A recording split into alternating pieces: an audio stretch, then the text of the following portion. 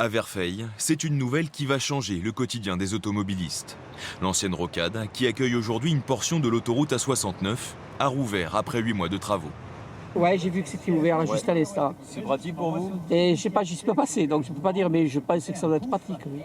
Ouais, non, mais on contournait déjà Verfeil avant. Il y avait une double voie, on pouvait aller à 110.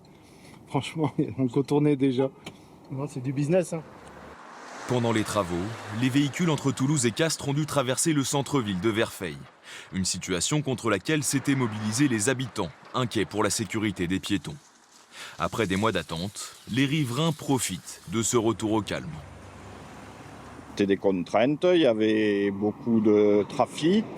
Après, il a été aménagé la voie piétonne. On va retrouver le confort qu'il y a eu avant les travaux. Et voilà, donc ça reprend son train-train d'habitude. La route a été dégradée par le passage des poids lourds.